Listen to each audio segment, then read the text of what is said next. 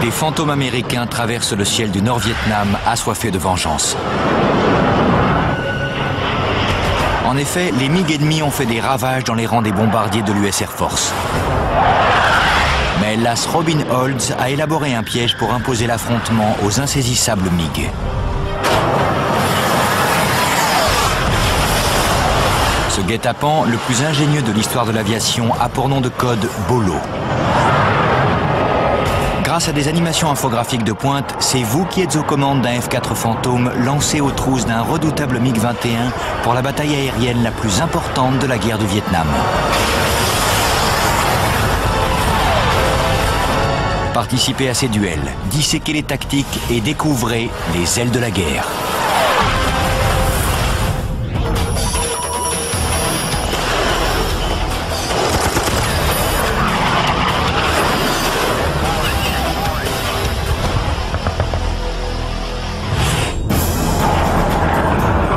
Janvier 1967.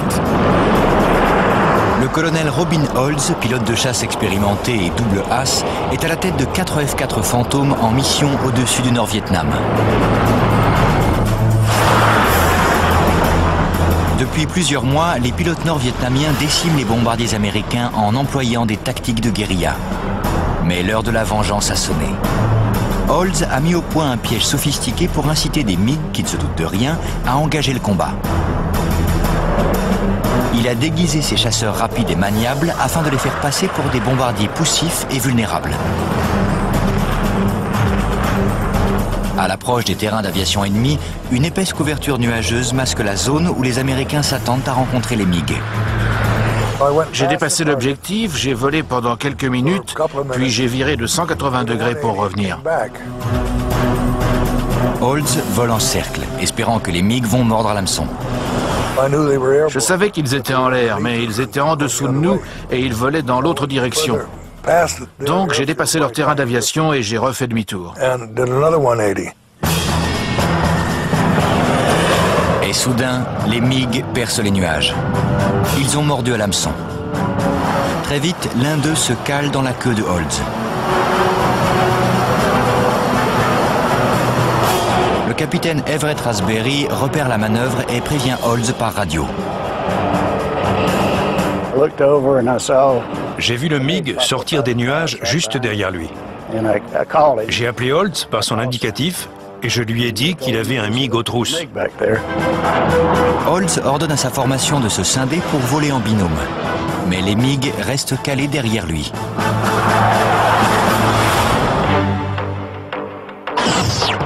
Olds et son ailier sont ici. Et le MiG est ici. Olds 3 et Olds 4, qui sont là, doivent intervenir pour protéger leur chef de patrouille. Le capitaine Walter Adeker, aux commandes du Fantôme numéro 4, réagit rapidement. Il accélère pour opérer un virage serré ascendant surnommé yo-yo supérieur. Il vire d'abord légèrement, puis il tire sur le manche pour prendre de l'altitude.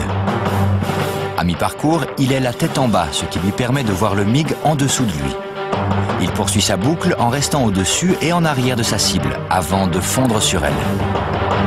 Le but de la manœuvre, se retrouver derrière le MiG-21 pour pouvoir tirer ses missiles. Il se cale dans la queue du MiG lancé derrière Olds et tire.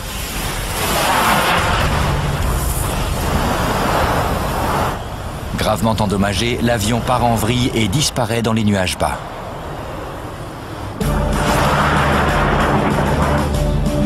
Mais d'autres MiG jaillissent à leur tour des nuages.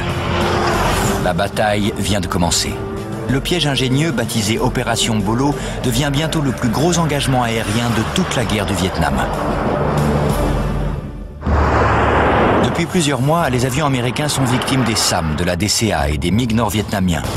Et Bolo cherche à leur rendre la monnaie de leurs pièces.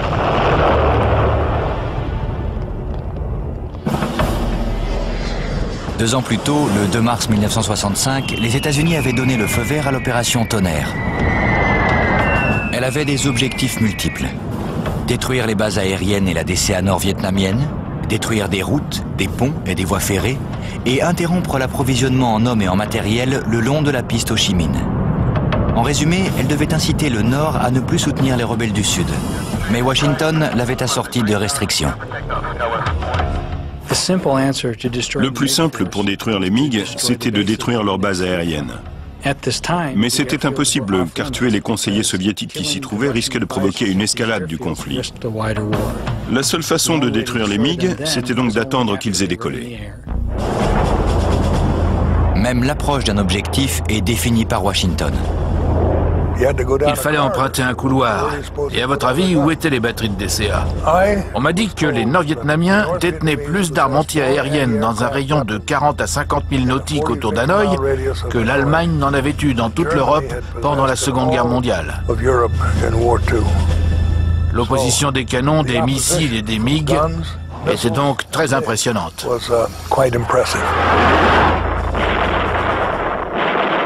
Les pertes américaines augmentent. Les plus touchés sont les chasseurs bombardiers, comme le F-105 Thunder Chief, surnommé affectueusement Thud.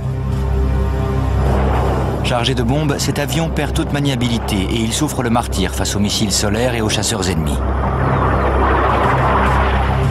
En juillet 1966, les Nord-Vietnamiens abattent 43 avions américains, le chiffre le plus élevé de pertes mensuelles en plus d'un an. À l'été 66, le 8e escadron de chasse tactique perd 22 pilotes et 11 avions. Écœurés et découragés, les hommes quittent l'armée de l'air. Plus de 1400 pilotes chevronnés partent travailler dans un secteur en pleine expansion, celui de l'aviation commerciale.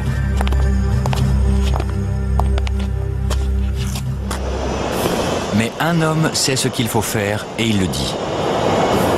C'est un soldat dans l'âme, un double as, qui prêche depuis des années en faveur d'un entraînement soutenu aux duels aériens.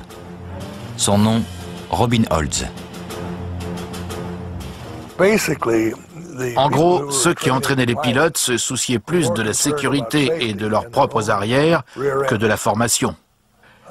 Et de toute façon, ils ne savaient pas former. On enseignait aux jeunes à se battre contre les boutons du poste de pilotage, à faire démarrer, décoller et atterrir un avion, à larguer quelques bombinettes d'exercice, mais aucun jeune pilote de chasse ne savait se battre en duel. Pour Robin, tout ce qui comptait, c'était les résultats. Si pour les obtenir, il devait contourner ou enfreindre quelques règlements, il était prêt à le faire. Le 30 septembre 1966, Robin Olds prend le commandement du 8e escadron de chasse tactique basé à Ubon, en Thaïlande. Ce qu'il a apporté, c'est le charisme d'une vedette du rock allié à un dynamisme exceptionnel. À une autre époque, il aurait pu être un roi guerrier. La personnalité de Robin a donc vraiment métamorphosé le 8e escadron de chasse tactique. Le colonel Olds va apprendre à ses pilotes à se battre en duel et à se venger des MiG-21. Pour enseigner cet art, il faut soi-même le maîtriser, et Olds est un expert en la matière. Pour former le 8e escadron de chasse, il va puiser dans son savoir immense acquis à la dure plusieurs décennies plus tôt. En effet, Robin Olds s'est fait les dents pendant la Deuxième Guerre mondiale dans le ciel d'Europe. Le 24 août 1944, le capitaine Olds, âgé de 22 ans, pilote son P-38, baptisé Skat 3, au-dessus de l'Allemagne. Sa mission, protéger les bombardiers lourds américains des chasseurs de la Luftwaffe. L'escadrille de Olds, composée de 4 P-38, est à l'extrême gauche d'une formation de 3 escadrons. À eux tous, ces avions couvrent près de 20 000 nautiques de ciel. À l'affût, Olds repère de petites taches à 11 heures. Je savais que c'était des ennemis, car il ne devait y avoir personne à cet endroit. C'est une nuée de chasseurs Messerschmitt 109. Il devait y en avoir au moins 55 ou 60. Olds 3 et Olds 4, qui ont signalé des ennuis moteurs dus à la mauvaise qualité du carburant, sont à la traîne. Mais Olds et son ailier B.E. Hollister partent en reconnaissance. Puis, Olds met les gaz et se rue en direction des Messerschmitt. Son ailier lui fait confiance et le suit, même si Olds est sur le point de faire l'impensable. À deux, ils vont attaquer une cinquantaine de ME-109.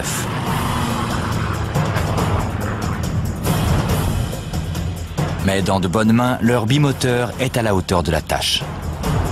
Le P-38 était un bon chasseur, sympa à piloter. Avec un pilote convenable, il pouvait abattre n'importe qui. Dès son premier vol, le 27 janvier 1939, le P-38 Lightning de Lockheed se démarque nettement des autres chasseurs américains de l'époque. Il est 2 fois plus puissant et presque 2 fois plus imposant que ses prédécesseurs.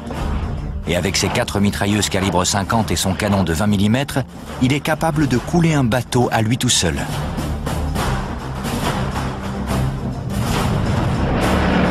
Les Allemands le surnomment le diable à la queue fourchue et lui opposent leur maniable et léger ME-109. Cet avion, une des vedettes de la Luftwaffe, est construit à plus de 35 000 unités. Jamais un chasseur ne sera fabriqué en autant d'exemplaires. Le Messerschmitt 109 est lourdement armé avec ses 2 mitrailleuses et son terrible canon de 30 mm. Un seul coup au but suffit à détruire un P-38.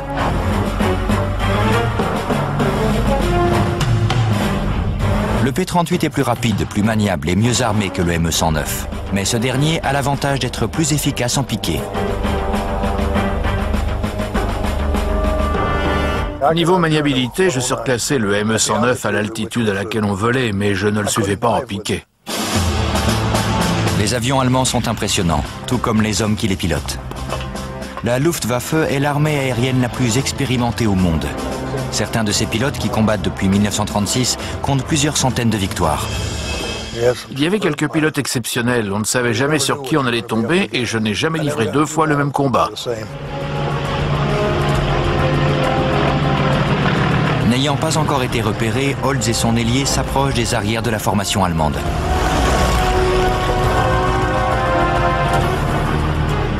Pour réduire leur traînée, les P-38 se délestent des réservoirs de carburant largables qui leur ont permis de s'enfoncer aussi loin en territoire allemand. Quand j'ai dit à mon ailier B.E. Hollister réservoir, ils sont tombés et on a foncé. J'ai fondu sur le dernier avion de la formation, j'allais tirer et mes 2 moteurs ont calé. Surpris, Olds comprend qu'en larguant ses réservoirs, il a oublié de repasser sur l'alimentation structurale. Tant pis, j'ai tiré quand même.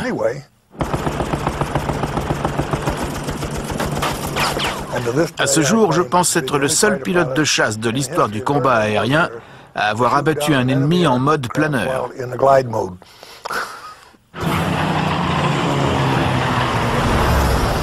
Tandis que le premier ME-109 tombe comme une pierre, Olds rallume ses moteurs et reprend son attaque. Je sais que ça paraît ridicule de voir 2 types attaquer autant d'avions, mais voilà ce que je peux dire aux téléspectateurs. Mettez-vous à la place d'un pilote allemand qui entend un des siens hurler qu'il a été touché. À partir de ce moment-là, tous les pilotes se demandent s'ils ont un avion ennemi à leur trousse. Paniqués, les pilotes allemands se dispersent et les P-38 s'enfoncent au milieu de la formation ennemie. L'ailier de Olds s'en prend à 2 ME-109. Au cours d'un virage ascendant sur la gauche, Olds attaque un autre Messerschmitt. J'ai poursuivi le combat et j'en ai eu un autre. B.E. en a touché 2 en un seul passage. Puis j'ai regardé en bas et j'ai vu un P-51. J'ignore d'où il sortait. Le P-51 Mustang est pourchassé par 2 ME-109. Olds plonge aussitôt pour lui venir en aide. Mais dans l'excitation du moment, il pique trop vite. Il a beau tirer sur son manche à balai, Scad III ne répond pas. Il tombe droit en direction de la campagne allemande.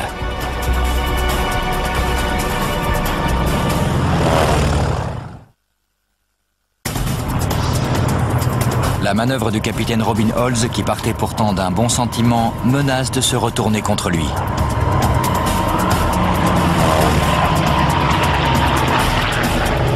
La vitesse qu'il a accumulée pendant son piqué a rendu ses commandes de vol inutilisables. Son P-38 est alors victime d'un effet aérodynamique appelé compressibilité, un phénomène que les ingénieurs aéronautiques et les pilotes commencent tout juste à comprendre. En piquant, le P-38 de Olds s'approche de la vitesse du son. L'air sur le bord d'attaque des ailes commence à se comprimer.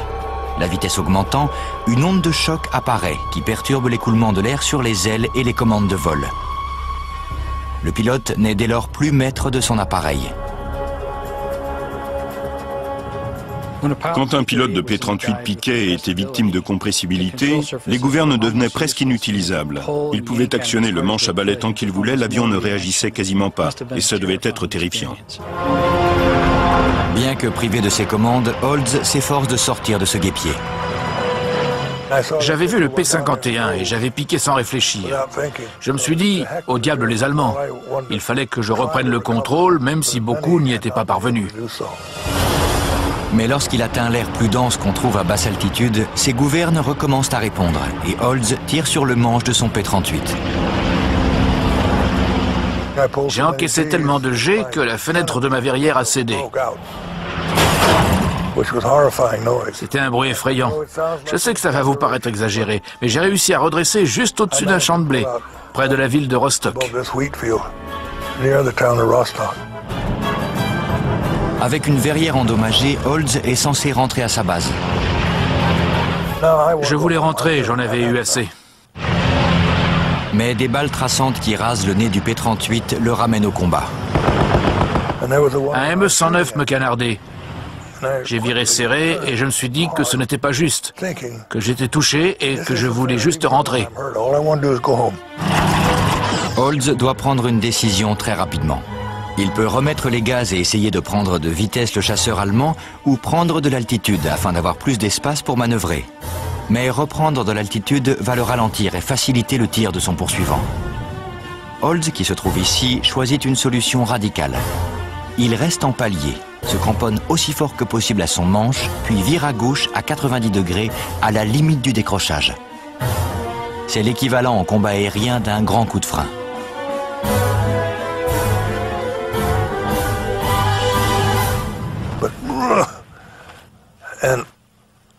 Avec les jets, j'ai ralenti rapidement. Et il m'a dépassé.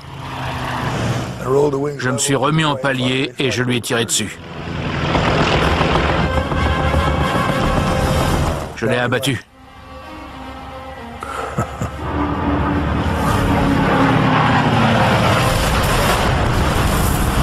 Grâce à cette 5e victoire, Olds entre dans le club des As. À la fin de la Deuxième Guerre mondiale, Robin Olds totalise 12 victoires.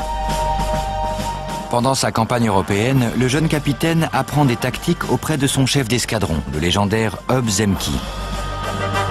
Ce dernier attire l'attention de ses hommes sur les fondamentaux, tout en étant intimement persuadé que la combativité est la qualité la plus importante chez un pilote de chasse. 23 ans plus tard, au Vietnam, Olds est aux commandes d'un avion à réaction 3 fois plus rapide que son vieux P-38 et doté d'un arsenal de missiles de haute technologie. Ses talents de combattant et de chef vont inspirer et remotiver les jeunes pilotes, tout en leur instillant la confiance en soi pour s'approprier la suprématie dans les cieux du Nord-Vietnam.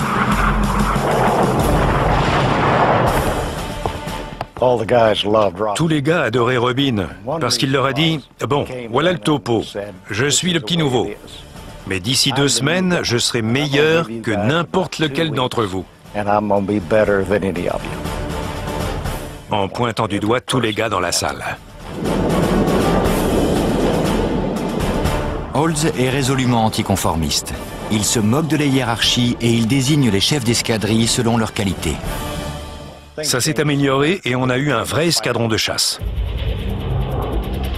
Ses pilotes sont prêts pour le combat et Olds a choisi son objectif. Le MiG-21 de fabrication soviétique qui fait des ravages dans les rangs de l'US Air Force. Olds a décidé de prendre sa revanche. Mais pour détruire les MiG, il faut déjà arriver à les engager.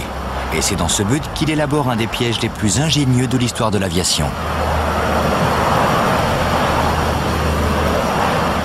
Je suis allé voir mon patron, le général Maumayer, pour lui dire que les MiG devenaient très agaçants et que j'avais une idée pour y remédier. Ce plan est simple. Faire passer aux yeux de l'ennemi les F-4 Phantom pour de vulnérables F-105 Thunder Chief. En effet, quand ces chasseurs bombardiers rendus moins rapides et moins maniables par leur chargement de bombes survolent le territoire ennemi, les MiG n'en font qu'une bouchée. L'armée de l'air du Nord-Vietnam a mis au point une tactique de coup de main assimilable à de la guérilla. Les MiG-21 approchaient à basse altitude pour attaquer les escadrilles de F-105 et s'enfuyaient avant que l'US Air Force ne puisse intervenir. Il ne faut pas voir dans cette réticence des pilotes de MiG à engager le combat un manque de courage ou de talent. Mais d'après les Américains, les Nord-Vietnamiens ne disposaient que de 16 MiG-21 et ils les utilisaient avec précaution. En imitant les F-105, c'est-à-dire en simulant leurs approches, leurs fréquences radio, leurs indicatifs et leurs caractéristiques de vol, Robin Olds et ses fantômes espèrent tromper les opérateurs radars qui ordonnent aux MiG de s'en prendre à ses proies faciles. Ce subterfuge, qui devrait permettre aux Américains d'attaquer les chasseurs nord-vietnamiens, est baptisé Opération Bolo, du nom d'un redoutable couteau de combat philippin.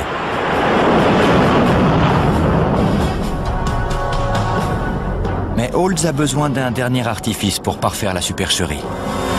La nacelle de contre-mesure électronique QRC 160 brouille les radars ennemis, nuisant à la qualité de tir de la DCA et à la capacité des missiles sol-air à trouver leur cible. Les THUD étaient systématiquement équipés de cette nacelle, mais elle n'avait jamais été installée sur un F-4. Les Nord-Vietnamiens, en captant les signaux de la nacelle, allaient forcément conclure qu'il s'agissait de F-105. C'est une des clés de la réussite de l'opération Bolo. Très vite, les F-4 ont été équipés d'une nacelle de brouillage QRC 160, avec des commandes dans le poste de pilotage permettant de la mettre en marche. C'est cet appareil qui a permis à l'opération de Bolo d'être couronnée de succès. Le 2 janvier 1967, des F-4 décollent de la base aérienne de Ubon en Thaïlande. 7 escadrons de 4 fantômes chacun convergent vers les terrains d'aviation des MiG autour d'Hanoï. Ces vols, ayant des indicatifs imitant ceux utilisés habituellement par les F-105, ont des noms de voitures. Le premier s'appelle Olds, pour Oldsmobile. Le deuxième Ford, le troisième Rambler. Puis suivent Lincoln, Tempest, Plymouth et Vespa. Les chasseurs décollent de leur base thaïlandaise à 5 minutes d'intervalle pour optimiser la durée d'engagement des MiG au-dessus du périmètre d'attaque. Le premier à l'atteindre est Olds, l'escadrille du colonel du même nom. Un MiG a déjà été abattu par Olds 4, Walter Adeker.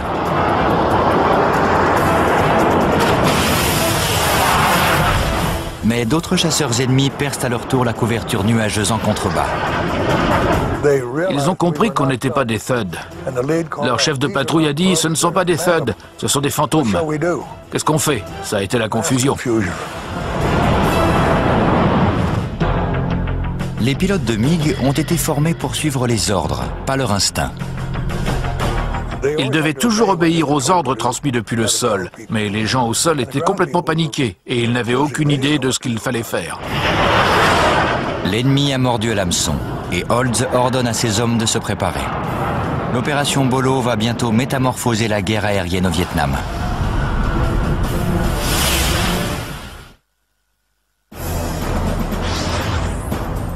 Arrivés au-dessus de l'aérodrome de Phu Quien, Robin Olds et ses 3 collègues de patrouille sont prêts à passer à l'offensive. Mais s'ils se font passer pour la proie favorite des MiG-21, leurs F-4 sont en fait dotés de l'arsenal idéal pour le combat en duel.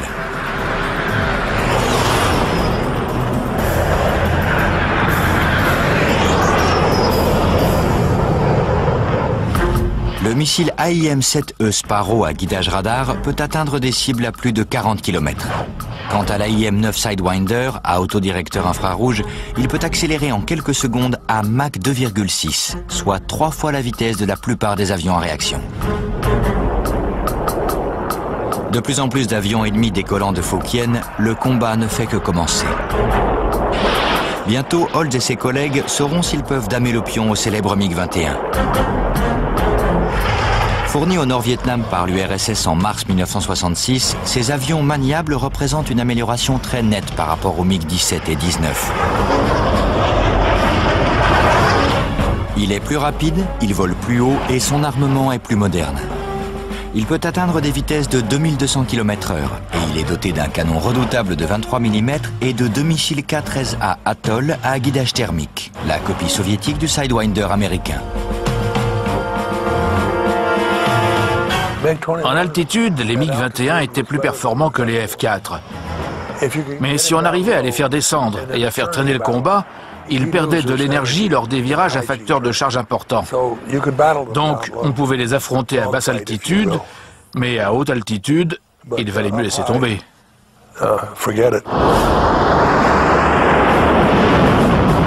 Les adversaires du MiG-21 sont les F-4 Phantom de l'avionneur McDonnell Douglas, dont la mise en service opérationnelle dans l'aéronavale américaine remonte à 1960.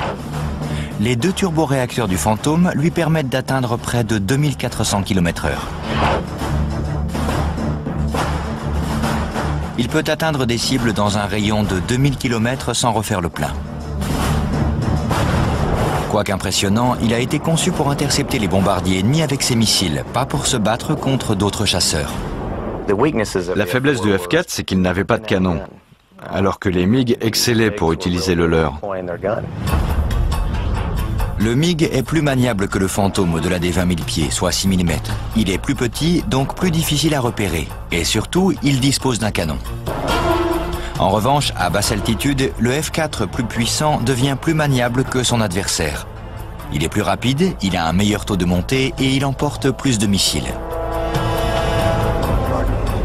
Les MiG-21 qui se jettent sur les faux F-105 en ce 2 janvier ne sont donc en rien des proies faciles. Les pilotes de MiG, il faut le reconnaître, étaient pour la plupart très combatifs. Donc on a eu largement la possibilité de mettre nos talents à l'épreuve. Olds repère un autre MiG à 11 heures. Il vire à gauche et fond sur cette proie. Il tire 2 Sparrow. Mais les missiles perdent l'accrochage radar et passent à côté de l'avion.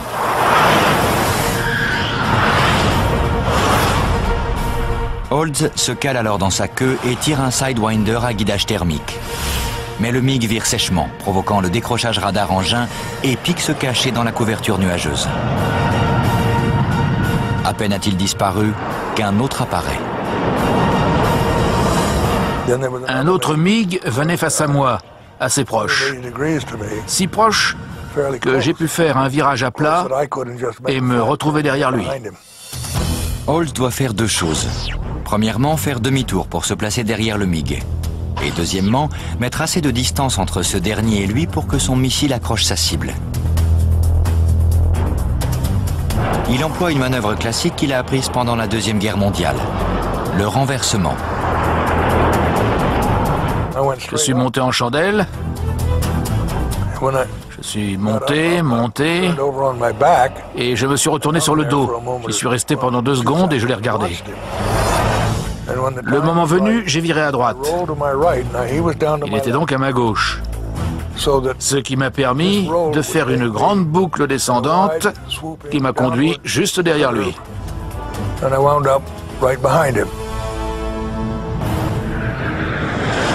Olds met à profit la poussée puissante du Phantom pour se hisser à l'aplomb du MiG. Pour encaisser la quantité énorme de facteurs de charge, la combinaison anti-jet de Olds se gonfle, comprimant ses mollets, ses cuisses et son abdomen pour forcer le sang à continuer à irriguer son cerveau et ainsi éviter le voile gris. Je ne crois pas que ce MiG m'avait vu, non. Il volait en sens inverse par rapport à moi. Sinon, c'est qu'il était stupide. Désormais, dans la position idéale, à seulement 1400 mètres, Olds arme son Sidewinder.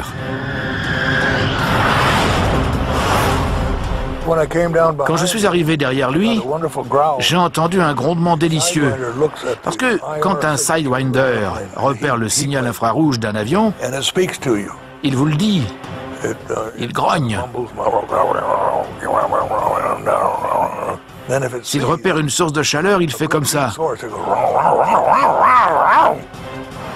Là, on sait que le missile a trouvé sa cible, et après c'est tout simple, il suffit d'appuyer sur le bouton.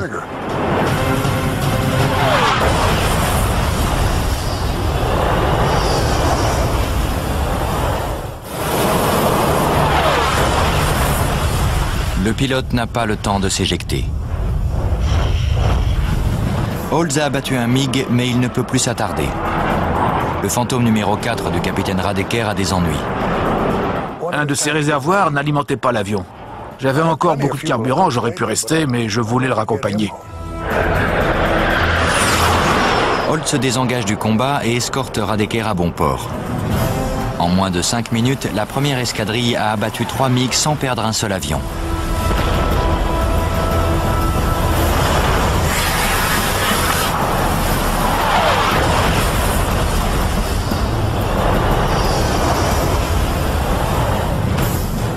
La deuxième vague de 4 fantômes, l'escadrille Ford, arrive à son tour. L'opération Bolo est un succès. La supercherie a attiré les MiG au combat. L'issue de l'affrontement dépend maintenant des hommes de Olds.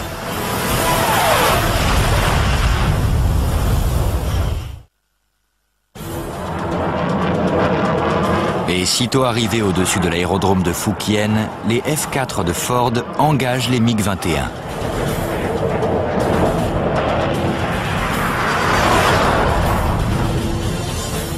Le capitaine Everett Raspberry, un instructeur chevronné, est aux commandes de Ford 3. Il repère 4 missiles solaires SA-2 qui traversent le ciel dans leur direction à 4 heures. Le SA-2 vole à la vitesse de Mach 3,5, environ 4200 km/h. Il peut désintégrer un avion jusqu'à une altitude de 60 000 pieds. Mais les fantômes sont équipés de la nacelle de contre-mesure électronique QRC 160. Installé initialement pour parfaire le déguisement du F-4 en F-105, cet appareil confère à Raspberry un avantage inattendu en brouillant le radar du missile. Ce dernier passe à l'arrière et en dessous des fantômes sans exploser. Les MiG, qui ont compris qu'ils vont devoir affronter plusieurs vagues de F-4 puissamment armées, ne peuvent pas se désengager. Certains étaient plus combatifs que d'autres. Il y en avait qui tiraient et qui s'en allaient, mais d'autres se battaient. Et c'était ce qu'on était venu chercher, parce que le reste du temps, on avait du mal à leur mettre la main dessus. Un MiG fond sur le colonel James, le chef de patrouille de l'escadrille Ford, mais Raspberry le repère. Il m'a semblé qu'il s'attaquait à notre chef de patrouille. Il s'est approché jusqu'à être trop près. J'ai conseillé 3 ou 4 fois au chef de patrouille de virer à droite, mais il ne l'a pas fait. Donc je me suis placé entre lui et le MiG. Le MiG arrive à 4 heures, et comme James ne vire pas à droite, Raspberry accélère pour intercepter le nord-vietnamien. Ce dernier dépasse Ford 1 et entame un virage à facteur de charge important pour éviter le combat.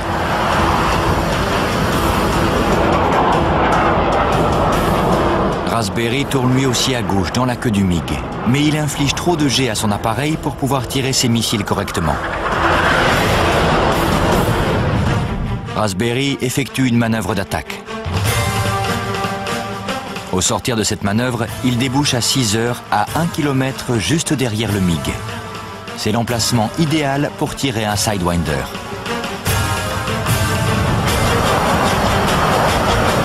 Mais il doit faire mouche car il n'a qu'un seul Sidewinder en état de marche. Il se rapproche.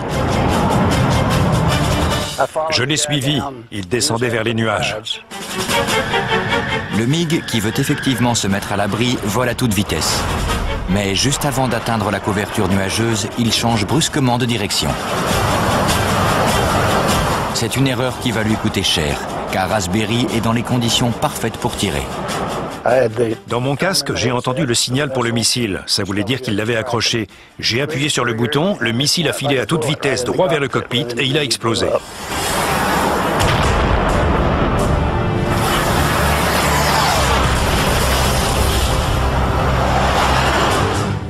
J'ai failli partir en vrille en regardant, tellement c'était spectaculaire.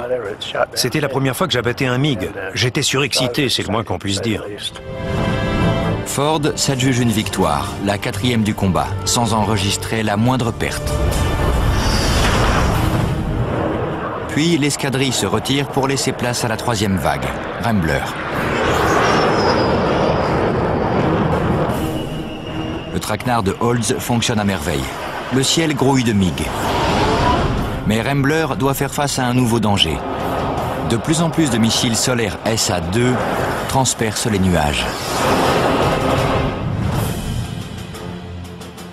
À la tête de Rambler se trouve le capitaine John Stone, un des stratèges de l'opération Bolo.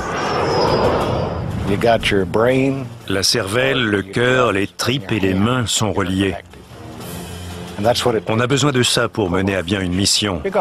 On va avoir peur, on va s'inquiéter, on va suer. La voix va grimper de quelques octaves la première fois que des SAM vont passer. Mais c'est ce qui fait tourner la machine pour réussir. Stone entend les déflagrations du combat par radio. Par crainte de tirer sur ses collègues qui sont hors de son champ visuel, Stone demande à Holtz de lui indiquer sa position.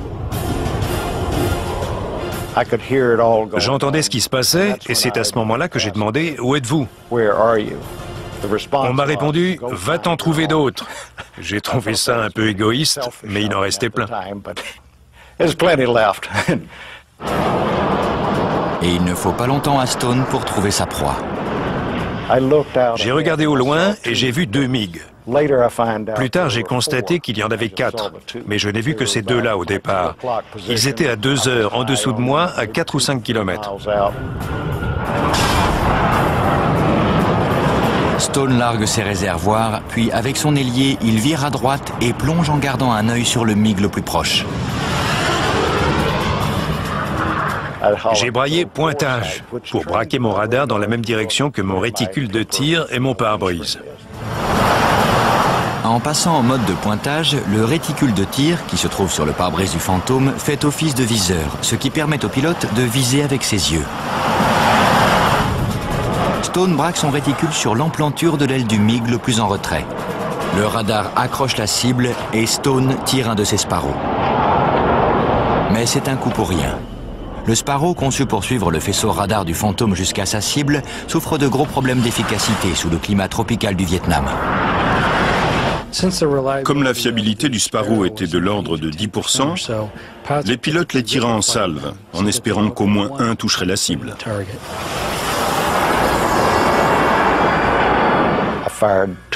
J'ai tiré 2 autres missiles. Le deuxième est allé droit dans l'emplanture du MiG et a explosé.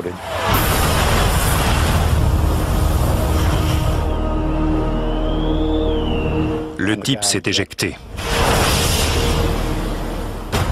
Stone et son ailier repèrent alors 2 autres MiG-21 loin au-dessus d'eux.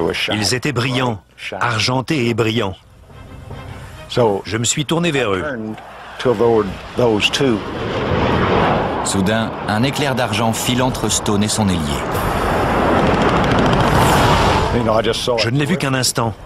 J'ai appris plus tard que c'était un MiG-21 qui était passé entre mon ailier et moi en tirant. Je ne l'ai pas vu, et j'aime autant car ça m'aurait sûrement filé une trouille bleue. Stone reçoit un appel radio urgent.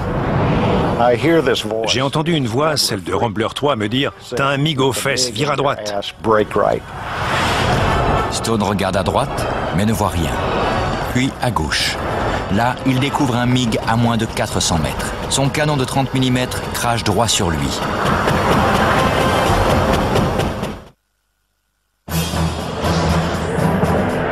L'autre stratège de l'opération Bolo ne peut absolument rien faire.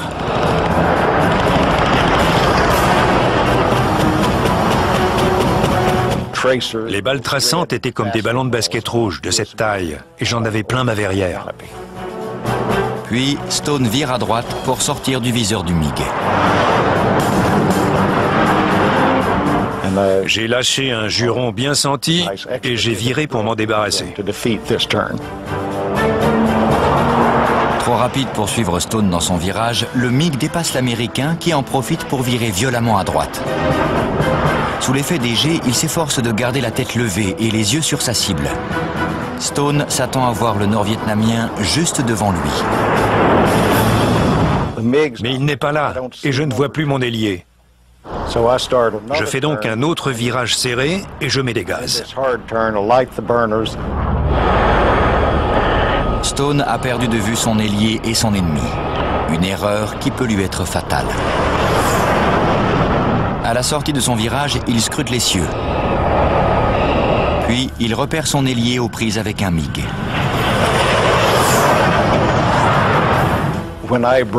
Quand j'avais tourné, il n'avait pas pu me suivre. Mais il avait fait un tonneau barriqué. Et il avait vu les MiG que j'avais repérés quelques minutes plus tôt. Leur Lawrence Glynn exécute un tonneau barriqué impeccable. Il redresse le nez, bascule sur sa droite, se met sur le dos et redescend derrière le MiG. Cette manœuvre a augmenté la distance séparant les deux adversaires et elle a permis au missile d'accrocher sa cible. L'Américain tire alors un Sparrow.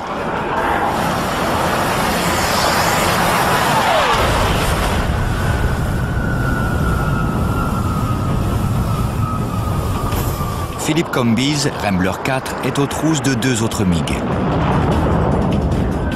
Phil Combes avait choisi les deux MiG que je n'avais pas vus au départ. Il les avait engagés et il en a abattu un des deux.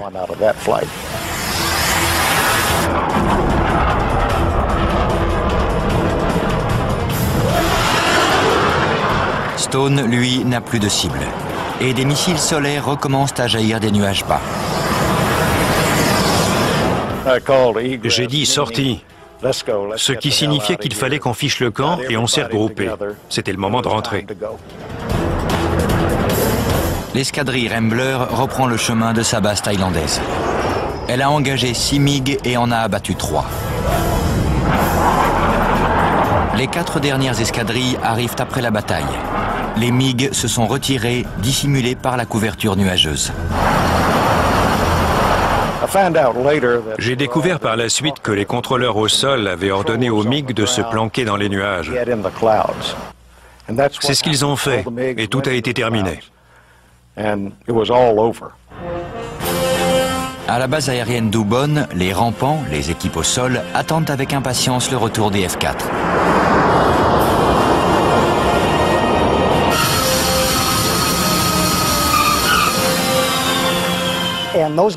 Les rampants voient le résultat. Lorsque les verrières se relèvent et que les pilotes déploient un puis deux doigts pour indiquer le nombre de victoires, c'est l'explosion de joie et c'est la fête. Olds et ses hommes se sont adjugés une victoire importante. En seulement 13 minutes, ils ont abattu 7 MiG. L'opération Bolo a abattu 7 MiG-21. Ça ne paraît pas énorme, mais il faut remettre ce chiffre dans son contexte. L'armée nord-vietnamienne n'avait qu'entre 12 et 16 de ces appareils à cette époque. Elle en avait donc perdu la moitié. À cette date, c'est la mission de la guerre du Vietnam qui s'est adjugée le plus de victoires sans aucune perte.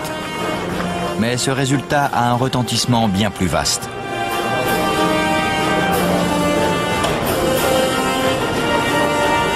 Du point de vue de la guerre aérienne dans son ensemble, cette mission a contraint les forces vietnamiennes à se retirer, à se regrouper, à se demander ce qui avait bien pu se passer ce jour-là et ce qu'il convenait de faire pour que ça ne se reproduise pas. Ça a calmé l'activité des MiG pendant un bon moment. Mais la principale réussite de Bolo a été de stimuler tous les pilotes de chasse. On avait enfin quelque chose à faire.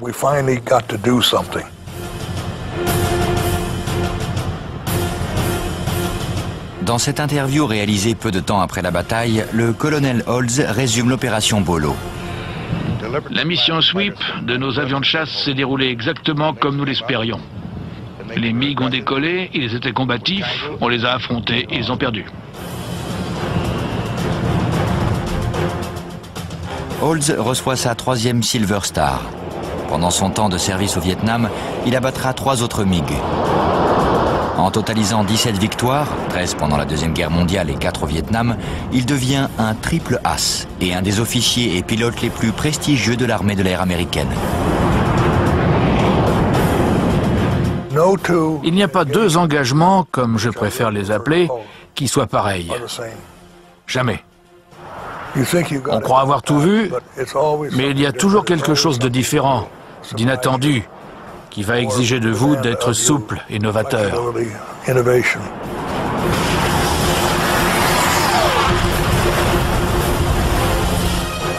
L'entraînement et le travail d'équipe accompli sous la houlette de Robin Olds ont fait du 8e escadron de chasse tactique le premier tueur de MiG de la guerre du Vietnam, avec un total de 38 victoires.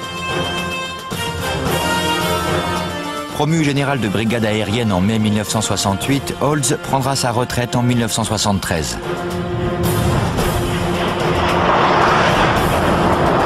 Grâce à des soldats aguerris qui ne mâchaient pas leurs mots, comme Robin Olds, et qui ont inlassablement insisté sur les fondamentaux, l'US Air Force a réappris l'art du combat aérien pour le maîtriser à la perfection.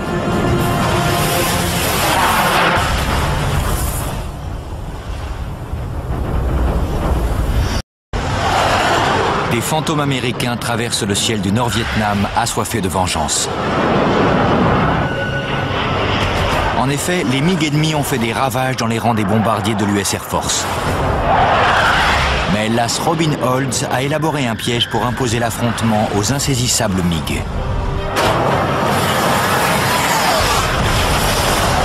Ce guet-apens, le plus ingénieux de l'histoire de l'aviation, a pour nom de code Bolo.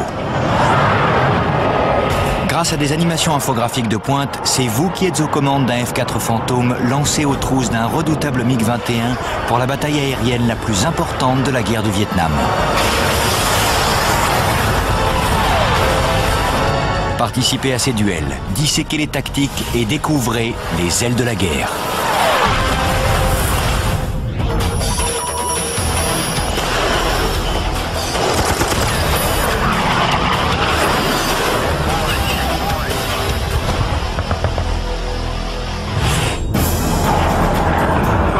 Janvier 1967. Le colonel Robin Olds, pilote de chasse expérimenté et double as, est à la tête de 4 F-4 Fantômes en mission au-dessus du Nord-Vietnam. Depuis plusieurs mois, les pilotes nord-vietnamiens déciment les bombardiers américains en employant des tactiques de guérilla. Mais l'heure de la vengeance a sonné. Olds a mis au point un piège sophistiqué pour inciter des MiG, qui ne se doutent de rien, à engager le combat. Il a déguisé ses chasseurs rapides et maniables afin de les faire passer pour des bombardiers poussifs et vulnérables. À l'approche des terrains d'aviation ennemis, une épaisse couverture nuageuse masque la zone où les Américains s'attendent à rencontrer les MiG. J'ai dépassé l'objectif, j'ai volé pendant quelques minutes, puis j'ai viré de 180 degrés pour revenir. Olds vole en cercle, espérant que les MiG vont mordre à l'hameçon. Je savais qu'ils étaient en l'air, mais ils étaient en dessous de nous et ils volaient dans l'autre direction. Donc j'ai dépassé leur terrain d'aviation et j'ai refait demi-tour.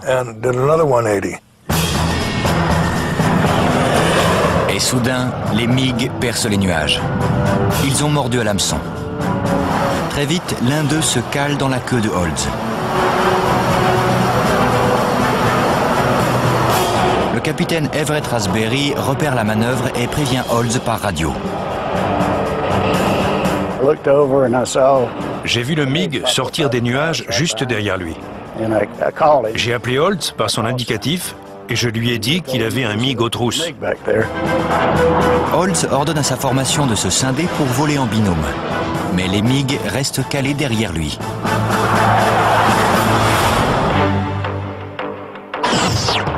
Olds et son ailier sont ici. Et le MiG est ici. Olds 3 et Olds 4, qui sont là, doivent intervenir pour protéger leur chef de patrouille. Le capitaine Walter Adeker, aux commandes du Fantôme numéro 4, réagit rapidement. Il accélère pour opérer un virage serré ascendant surnommé yo-yo supérieur. Il vire d'abord légèrement, puis il tire sur le manche pour prendre de l'altitude. À mi-parcours, il est la tête en bas, ce qui lui permet de voir le MiG en dessous de lui. Il poursuit sa boucle en restant au-dessus et en arrière de sa cible, avant de fondre sur elle.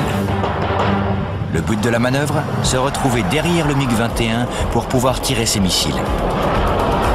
Il se cale dans la queue du MiG lancé derrière Olds et tire.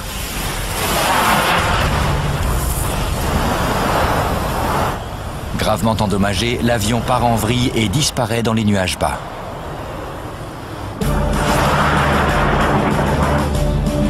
Mais d'autres MiG jaillissent à leur tour des nuages.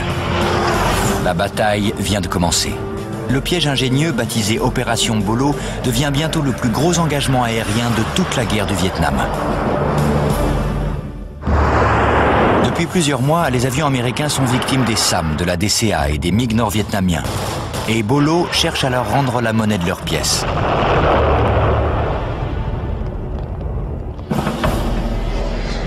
Deux ans plus tôt, le 2 mars 1965, les États-Unis avaient donné le feu vert à l'opération Tonnerre.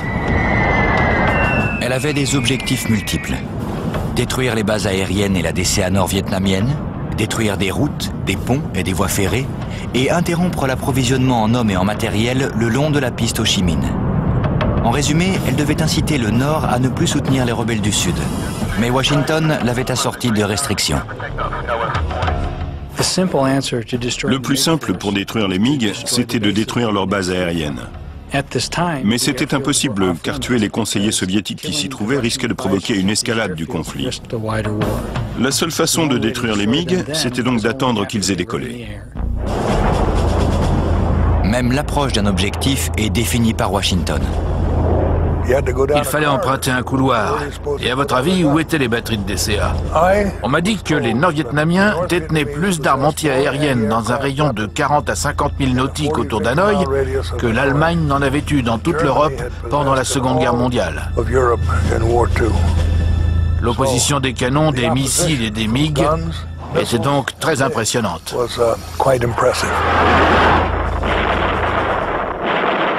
Les pertes américaines augmentent. Les plus touchés sont les chasseurs bombardiers, comme le F-105 Thunder Chief, surnommé affectueusement Thud. Chargé de bombes, cet avion perd toute maniabilité et il souffre le martyre face aux missiles solaires et aux chasseurs ennemis. En juillet 1966, les Nord-Vietnamiens abattent 43 avions américains, le chiffre le plus élevé de pertes mensuelles en plus d'un an. À l'été 66, le 8e escadron de chasse tactique perd 22 pilotes et 11 avions. Écœurés et découragés, les hommes quittent l'armée de l'air. Plus de 1400 pilotes chevronnés partent travailler dans un secteur en pleine expansion, celui de l'aviation commerciale.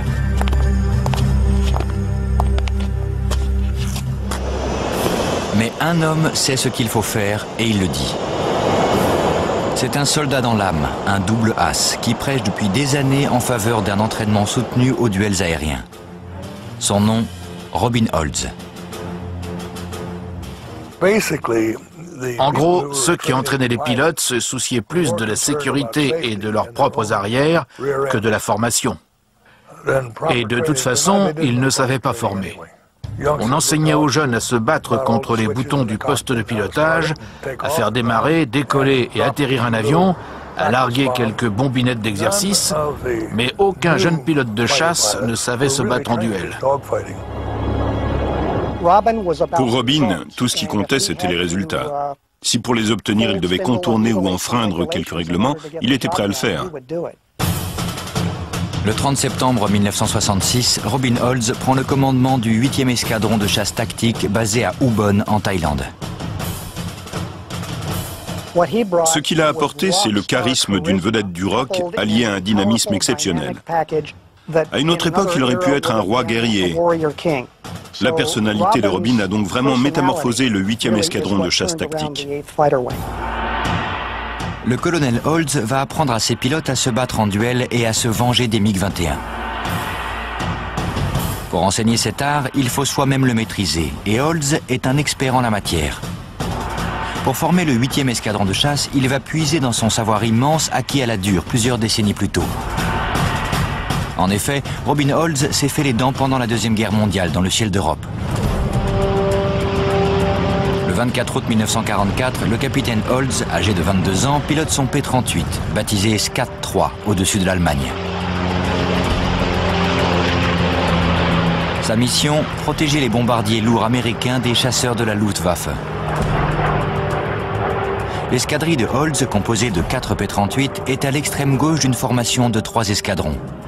À eux tous, ces avions couvrent près de 20 000 nautiques de ciel. À l'affût, Olds repère de petites taches à 11 heures. Je savais que c'était des ennemis, car il ne devait y avoir personne à cet endroit. C'est une nuée de chasseurs Messerschmitt 109. Il devait y en avoir au moins 55 ou 60.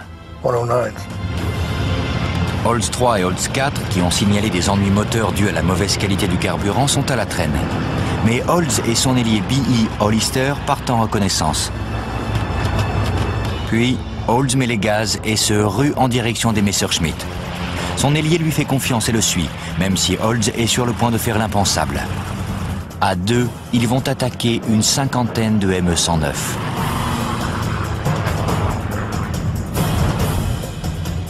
Mais dans de bonnes mains, leur bimoteur est à la hauteur de la tâche. Le P-38 était un bon chasseur, sympa à piloter. Avec un pilote convenable, il pouvait abattre n'importe qui. Dès son premier vol, le 27 janvier 1939, le P-38 Lightning de Lockheed se démarque nettement des autres chasseurs américains de l'époque. Il est 2 fois plus puissant et presque 2 fois plus imposant que ses prédécesseurs. Et avec ses 4 mitrailleuses calibre 50 et son canon de 20 mm, il est capable de couler un bateau à lui tout seul.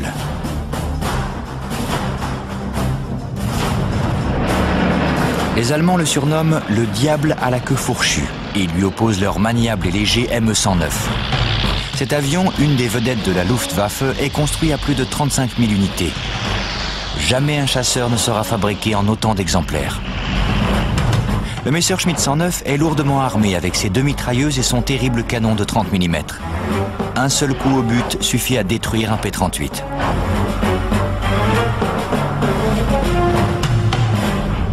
Le P-38 est plus rapide, plus maniable et mieux armé que le ME-109. Mais ce dernier a l'avantage d'être plus efficace en piqué. Niveau maniabilité, je surclassais le ME-109 à l'altitude à laquelle on volait, mais je ne le suivais pas en piqué. Les avions allemands sont impressionnants, tout comme les hommes qui les pilotent. La Luftwaffe est l'armée aérienne la plus expérimentée au monde. Certains de ces pilotes qui combattent depuis 1936 comptent plusieurs centaines de victoires. Il y avait quelques pilotes exceptionnels, on ne savait jamais sur qui on allait tomber et je n'ai jamais livré 2 fois le même combat. N'ayant pas encore été repérés, Olds et son ailier s'approchent des arrières de la formation allemande.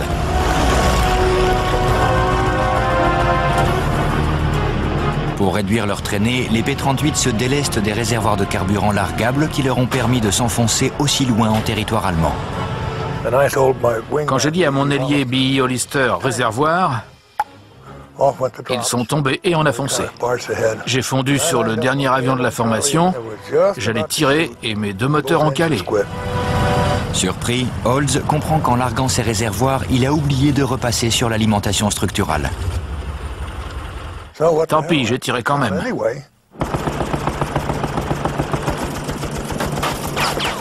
À ce jour, je pense être le seul pilote de chasse de l'histoire du combat aérien à avoir abattu un ennemi en mode planeur.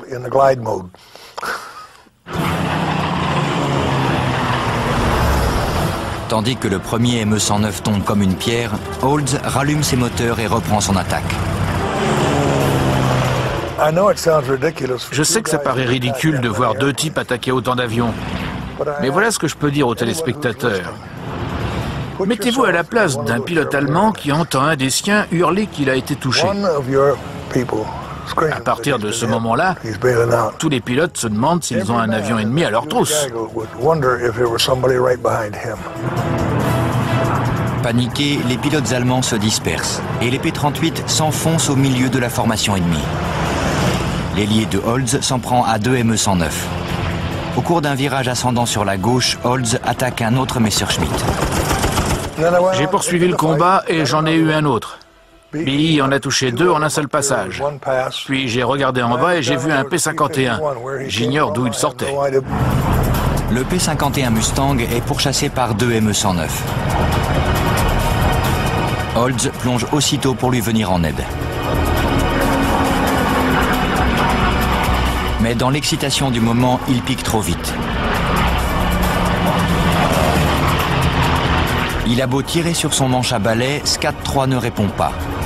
Il tombe droit en direction de la campagne allemande.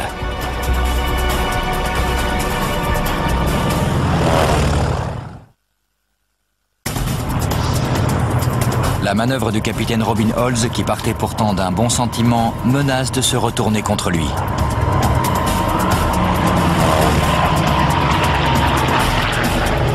La vitesse qu'il a accumulée pendant son piqué a rendu ses commandes de vol inutilisables. Son P-38 est alors victime d'un effet aérodynamique appelé compressibilité, un phénomène que les ingénieurs aéronautiques et les pilotes commencent tout juste à comprendre. En piquant, le P-38 de Olds s'approche de la vitesse du son. L'air sur le bord d'attaque des ailes commence à se comprimer.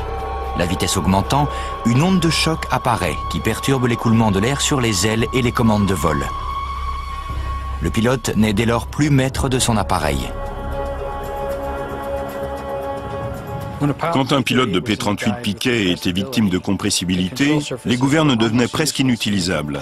Il pouvait actionner le manche à balai tant qu'il voulait, l'avion ne réagissait quasiment pas, et ça devait être terrifiant. Bien que privé de ses commandes, Olds s'efforce de sortir de ce guêpier. J'avais vu le P-51 et j'avais piqué sans réfléchir. Il était complètement paniqué et il n'avait aucune idée de ce qu'il fallait faire. L'ennemi a mordu à l'hameçon et Olds ordonne à ses hommes de se préparer. L'opération Bolo va bientôt métamorphoser la guerre aérienne au Vietnam.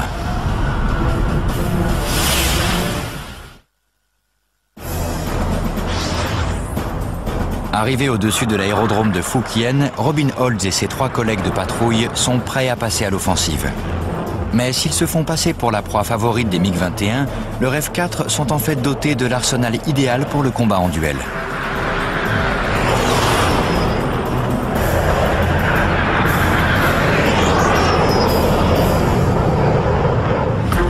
Le missile AIM-7E Sparrow à guidage radar peut atteindre des cibles à plus de 40 km. Quant à l'AIM-9 Sidewinder à autodirecteur infrarouge, il peut accélérer en quelques secondes à Mach 2,6, soit 3 fois la vitesse de la plupart des avions en réaction. De plus en plus d'avions ennemis décollant de Phu Quien, le combat ne fait que commencer. Bientôt, Olds et ses collègues sauront s'ils peuvent damer le pion au célèbre MiG-21.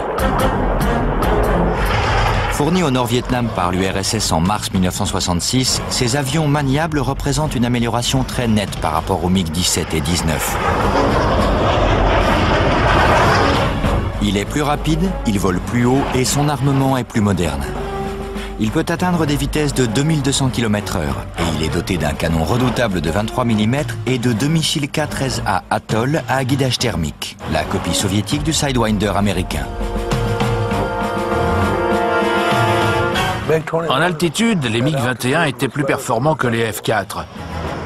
Mais si on arrivait à les faire descendre et à faire traîner le combat, ils perdaient de l'énergie lors des virages à facteur de charge important. Donc, on pouvait les affronter à basse altitude, mais à haute altitude, il valait mieux laisser tomber.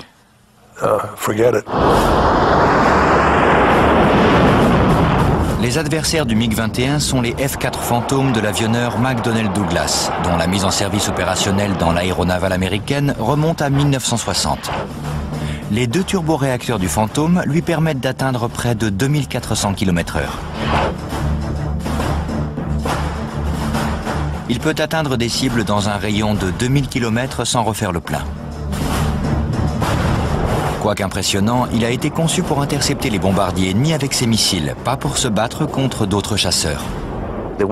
La faiblesse du F-4, c'est qu'il n'avait pas de canon, alors que les MiG excellaient pour utiliser le leur. Le MiG est plus maniable que le Fantôme au-delà des 20 000 pieds, soit 6 mm.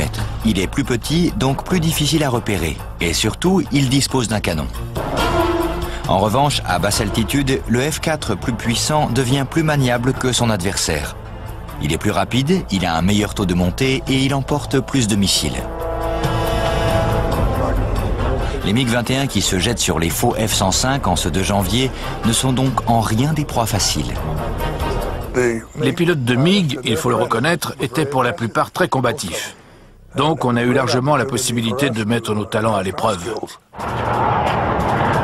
Olds repère un autre MiG à 11 heures. Il vire à gauche et fond sur cette proie. Il tire 2 Sparrow. Mais les missiles perdent l'accrochage radar et passent à côté de l'avion.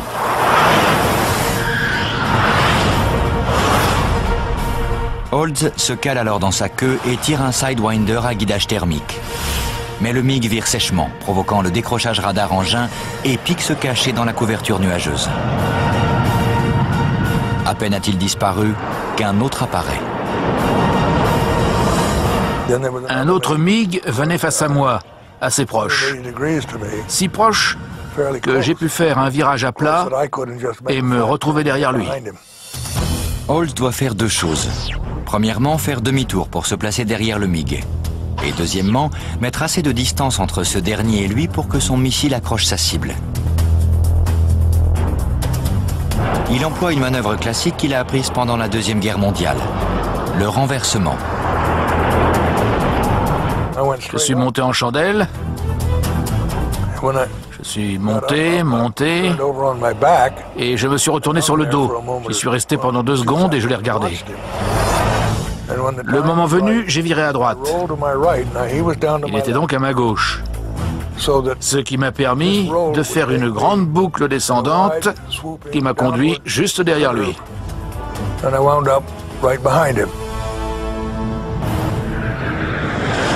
Olds met à profit la poussée puissante du Phantom pour se hisser à l'aplomb du MiG. Pour encaisser la quantité énorme de facteurs de charge, la combinaison anti-jet de Olds se gonfle, comprimant ses mollets, ses cuisses et son abdomen pour forcer le sang à continuer à irriguer son cerveau et ainsi éviter le voile gris. Je ne crois pas que ce MiG m'avait vu, non. Il volait en sens inverse par rapport à moi. Sinon, c'est qu'il était stupide. Désormais, dans la position idéale, à seulement 1400 mètres, Olds arme son Sidewinder.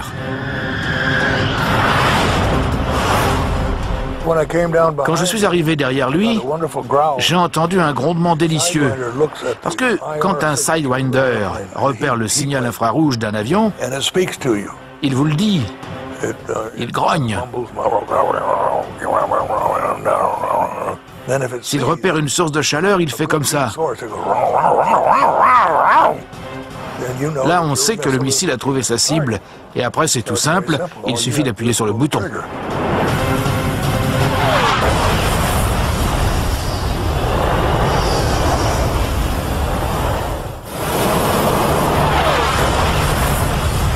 Le pilote n'a pas le temps de s'éjecter. Olds a abattu un MiG, mais il ne peut plus s'attarder. Le Phantom numéro 4 du capitaine Radeker a des ennuis. Un de ses réservoirs n'alimentait pas l'avion. J'avais encore beaucoup de carburant, j'aurais pu rester, mais je voulais le raccompagner.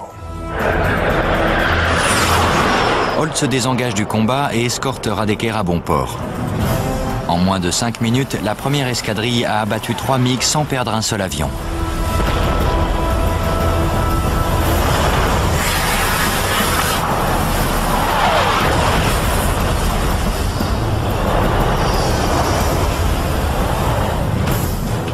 La deuxième vague de 4 fantômes, l'escadrille Ford, arrive à son tour. L'opération Bolo est un succès. La supercherie a attiré les MiG au combat. L'issue de l'affrontement dépend maintenant des hommes de Olds.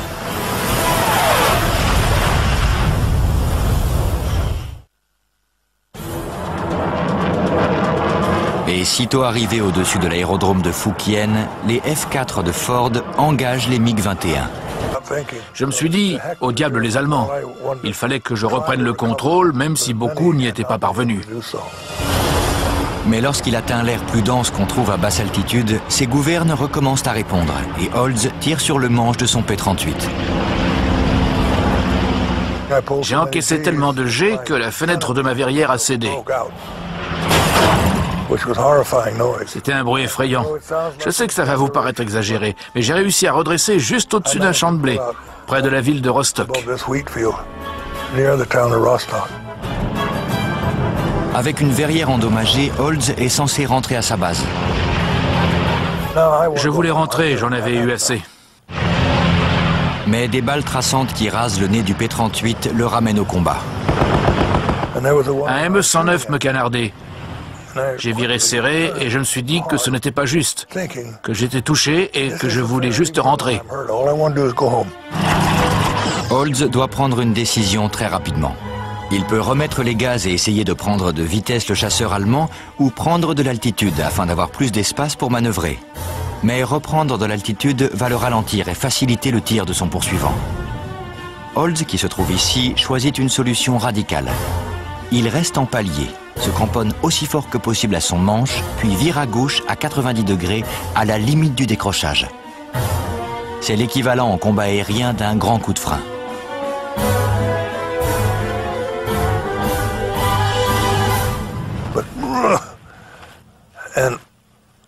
Avec les jets, j'ai ralenti rapidement. et il m'a dépassé. Je me suis remis en palier et je lui ai tiré dessus. Je l'ai abattu.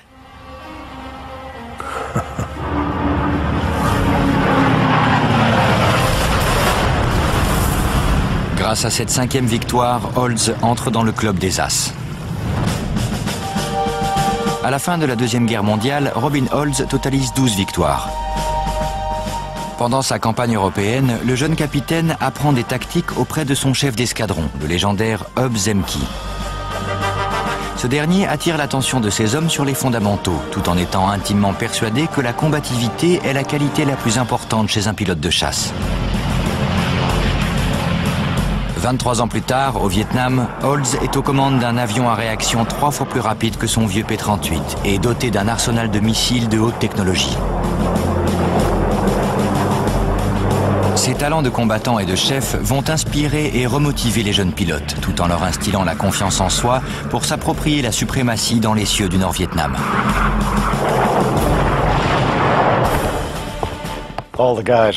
Tous les gars adoraient Robin, parce qu'il leur a dit « Bon, voilà le topo, je suis le petit nouveau.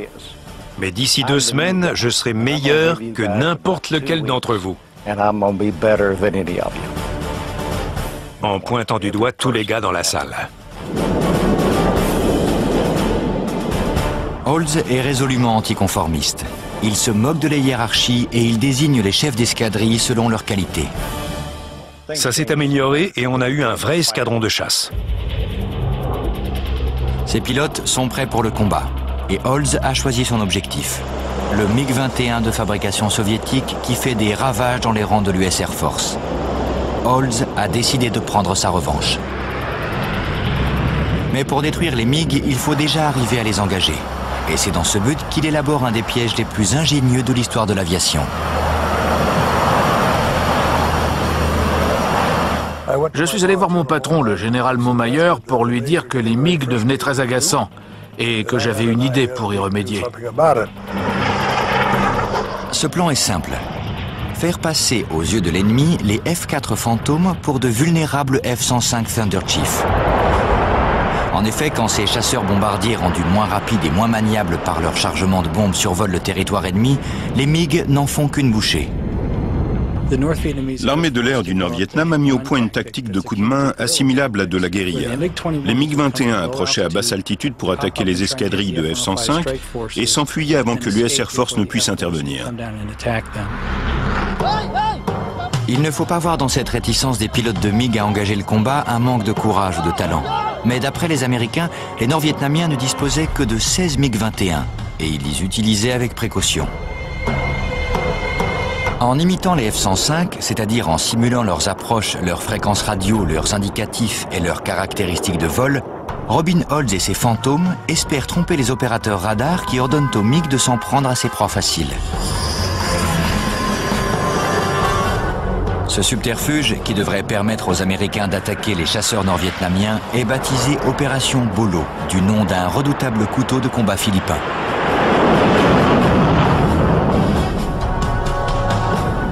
Mais Olds a besoin d'un dernier artifice pour parfaire la supercherie.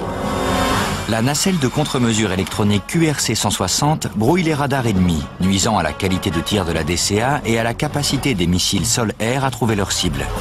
Les THUD étaient systématiquement équipés de cette nacelle, mais elle n'avait jamais été installée sur un F-4. Les Nord-Vietnamiens, en captant les signaux de la nacelle, allaient forcément conclure qu'il s'agissait de F-105. C'est une des clés de la réussite de l'opération Bolo. Très vite, les F-4 ont été équipés d'une nacelle de brouillage QRC 160, avec des commandes dans le poste de pilotage permettant de la mettre en marche. C'est cet appareil qui a permis à l'opération de Bolo d'être couronnée de succès. Le 2 janvier 1967, des F-4 décollent de la base aérienne de Ubon en Thaïlande. 7 escadrons de 4 fantômes chacun convergent vers les terrains d'aviation des MiG autour d'Hanoï. Ces vols, ayant des indicatifs imitant ceux utilisés habituellement par les F-105, ont des noms de voitures. Le premier s'appelle Olds, pour Oldsmobile. Le deuxième Ford, le troisième Rambler. Puis suivent Lincoln, Tempest, Plymouth et Vespa. Les chasseurs décollent de leur base thaïlandaise à 5 minutes d'intervalle pour optimiser la durée d'engagement des MiG au-dessus du périmètre d'attaque. Le premier à l'atteindre est Olds, l'escadrille du colonel du même nom. Un MiG a déjà été abattu par Olds 4, Walter Radeker.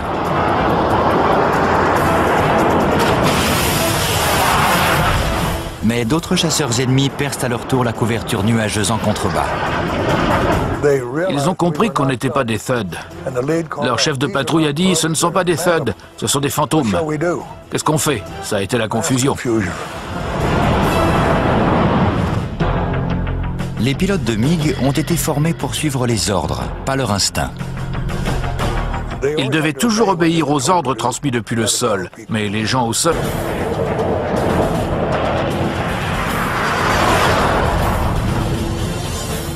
Le capitaine Everett Raspberry, un instructeur chevronné, est aux commandes de Ford 3. Il repère 4 missiles solaires SA-2 qui traversent le ciel dans leur direction à 4 heures. Le SA-2 vole à la vitesse de Mach 3,5, environ 4200 km/h. Il peut désintégrer un avion jusqu'à une altitude de 60 000 pieds. Mais les fantômes sont équipés de la nacelle de contre-mesure électronique QRC 160. Installé initialement pour parfaire le déguisement du F-4 en F-105, cet appareil confère à Raspberry un avantage inattendu en brouillant le radar du missile. Ce dernier passe à l'arrière et en dessous des fantômes sans exploser. Les MiG, qui ont compris qu'ils vont devoir affronter plusieurs vagues de F-4 puissamment armées, ne peuvent pas se désengager.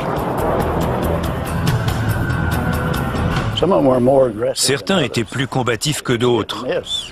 Il y en avait qui tiraient et qui s'en allaient, mais d'autres se battaient. Et c'était ce qu'on était venu chercher, parce que le reste du temps, on avait du mal à leur mettre la main dessus.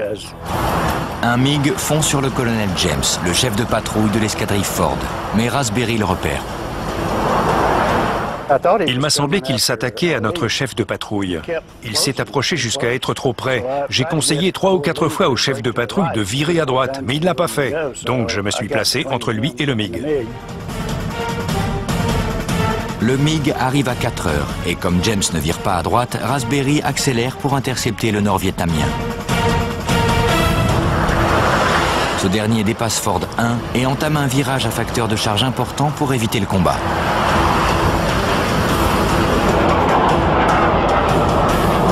Raspberry tourne lui aussi à gauche dans la queue du MiG, mais il inflige trop de jets à son appareil pour pouvoir tirer ses missiles correctement. Raspberry effectue une manœuvre d'attaque.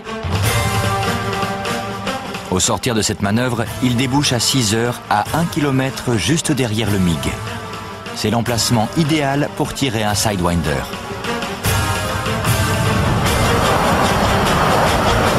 Mais il doit faire mouche car il n'a qu'un seul Sidewinder en état de marche. Il se rapproche. Je l'ai suivi. Il descendait vers les nuages. Le MiG, qui veut effectivement se mettre à l'abri, vole à toute vitesse. Mais juste avant d'atteindre la couverture nuageuse, il change brusquement de direction. C'est une erreur qui va lui coûter cher, car Raspberry est dans les conditions parfaites pour tirer. Dans mon casque, j'ai entendu le signal pour le missile. Ça voulait dire qu'il l'avait accroché. J'ai appuyé sur le bouton, le missile a filé à toute vitesse droit vers le cockpit et il a explosé.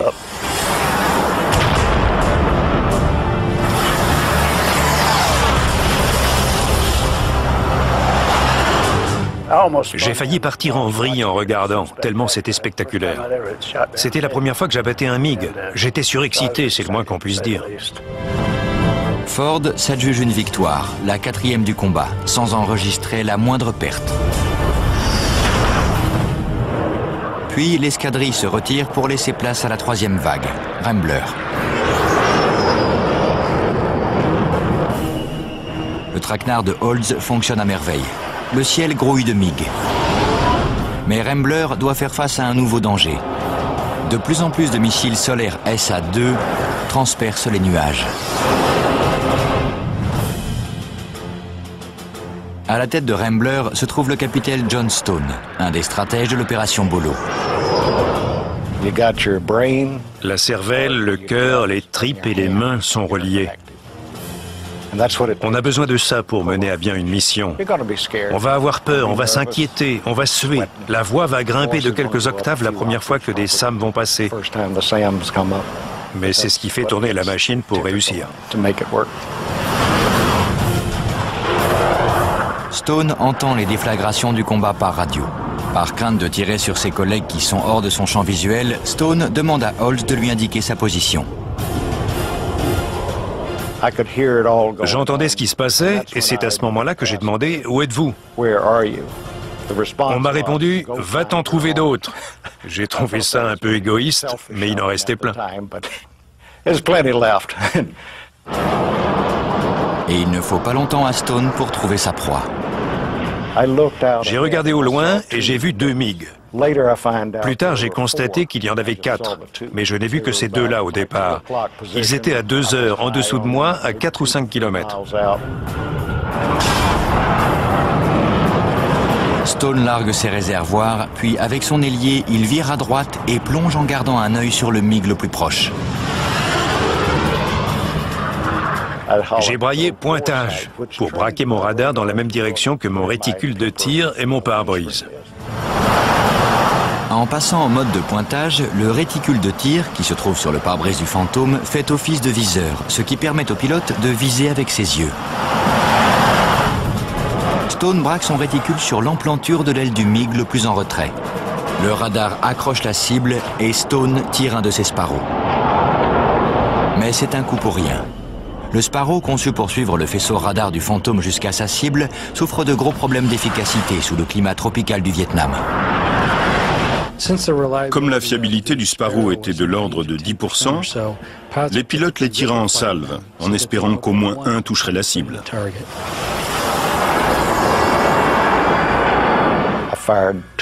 J'ai tiré 2 autres missiles.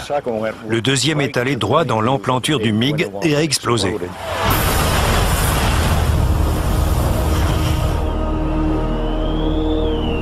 Le type s'est éjecté.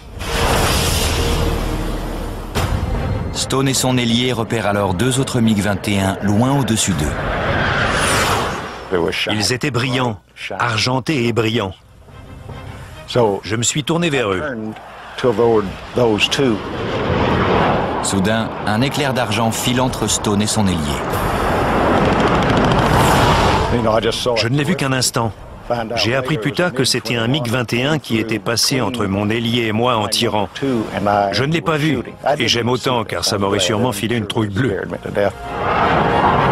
Stone reçoit un appel radio urgent. J'ai entendu une voix, celle de Rambler 3, me dire « T'as un MiG aux fesses, vire à droite ». Stone regarde à droite, mais ne voit rien. Puis à gauche. Là, il découvre un MiG à moins de 400 mètres. Son canon de 30 mm crache droit sur lui.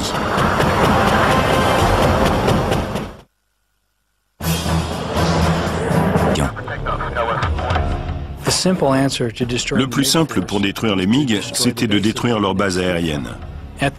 Mais c'était impossible, car tuer les conseillers soviétiques qui s'y trouvaient risquait de provoquer une escalade du conflit. La seule façon de détruire les MiG, c'était donc d'attendre qu'ils aient décollé. Même l'approche d'un objectif est définie par Washington. Il fallait emprunter un couloir. Et à votre avis, où étaient les batteries de DCA? On m'a dit que les Nord-Vietnamiens détenaient plus d'armes anti-aériennes dans un rayon de 40 à 50 000 nautiques autour d'Hanoï que l'Allemagne n'en avait eu dans toute l'Europe pendant la Seconde Guerre mondiale. L'opposition des canons, des missiles et des MiG était donc très impressionnante.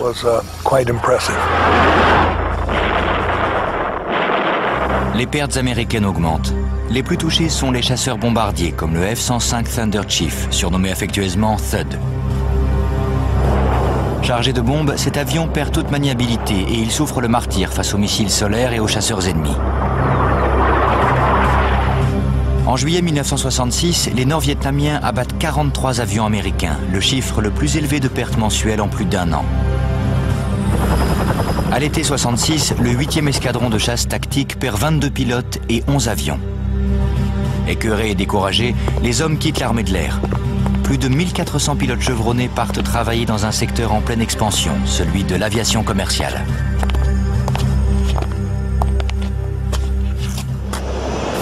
Mais un homme et ses chasseurs rapides et maniables afin de les faire passer pour des bombardiers poussifs et vulnérables. À l'approche des terrains d'aviation ennemis, une épaisse couverture nuageuse masque la zone où les Américains s'attendent à rencontrer les MiG. J'ai dépassé l'objectif, j'ai volé pendant quelques minutes, puis j'ai viré de 180 degrés pour revenir. Olds vole en cercle, espérant que les MiG vont mordre à l'hameçon. Je savais qu'ils étaient en l'air, mais ils étaient en dessous de nous et ils volaient dans l'autre direction. Donc j'ai dépassé leur terrain d'aviation et j'ai refait demi-tour. Et soudain, les MiG percent les nuages. Ils ont mordu à l'hameçon. Très vite, l'un d'eux se cale dans la queue de Olds. Le capitaine Everett Raspberry repère la manœuvre et prévient Olds par radio. J'ai vu le MiG sortir des nuages juste derrière lui. J'ai appelé Olds par son indicatif et je lui ai dit qu'il avait un MiG aux trousses. Olds ordonne à sa formation de se scinder pour voler en binôme. Mais les MiG restent calés derrière lui.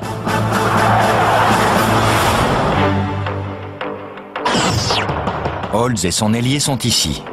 Et le MiG est ici. Olds 3 et Olds 4, qui sont là, doivent intervenir pour protéger leur chef de patrouille.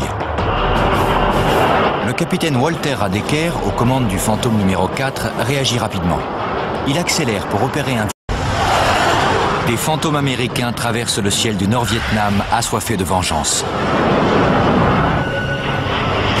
En effet, les MiG ennemis ont fait des ravages dans les rangs des bombardiers de l'US Air Force. Mais l'as Robin Olds a élaboré un piège pour imposer l'affrontement aux insaisissables MiG.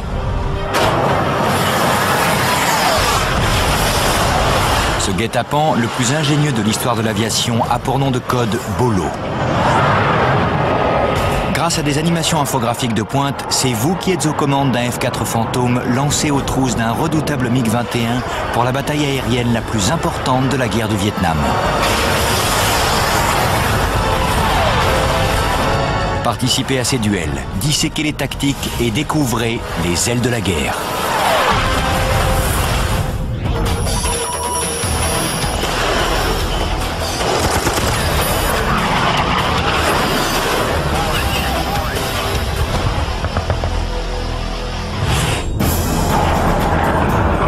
Janvier 1967. Le colonel Robin Olds, pilote de chasse expérimenté et double as, est à la tête de 4 F-4 Fantômes en mission au-dessus du Nord-Vietnam. Depuis plusieurs mois, les pilotes nord-vietnamiens déciment les bombardiers américains en employant des tactiques de guérilla. Mais l'heure de la vengeance a sonné. Olds a mis au point un piège sophistiqué pour inciter des MiG, qui ne se doutent de rien, à engager le combat. Il a déguisé un virage serré ascendant surnommé yo-yo supérieur. Il vire d'abord légèrement, puis il tire sur le manche pour prendre de l'altitude. À mi-parcours, il est la tête en bas, ce qui lui permet de voir le MiG en dessous de lui. Il poursuit sa boucle en restant au-dessus et en arrière de sa cible, avant de fondre sur elle. Le but de la manœuvre, se retrouver derrière le MiG-21 pour pouvoir tirer ses missiles. Il se cale dans la queue du MiG lancé derrière Olds et tire.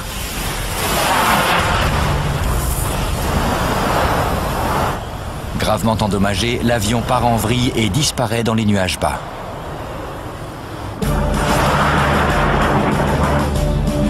Mais d'autres MiG jaillissent à leur tour des nuages. La bataille vient de commencer. Le piège ingénieux, baptisé Opération Bolo, devient bientôt le plus gros engagement aérien de toute la guerre du Vietnam. Depuis plusieurs mois, les avions américains sont victimes des SAM, de la DCA et des MiG nord-vietnamiens. Et Bolo cherche à leur rendre la monnaie de leurs pièces.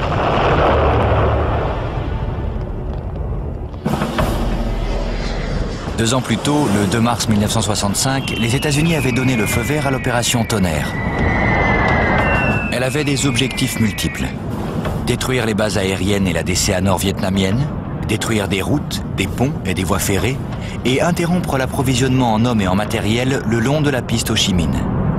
En résumé, elle devait inciter le Nord à ne plus soutenir les rebelles du Sud. Mais Washington l'avait assorti de restrictions. C'est ce qu'il faut faire, et il le dit. C'est un soldat dans l'âme, un double as, qui prêche depuis des années en faveur d'un entraînement soutenu aux duels aériens. Son nom, Robin Olds.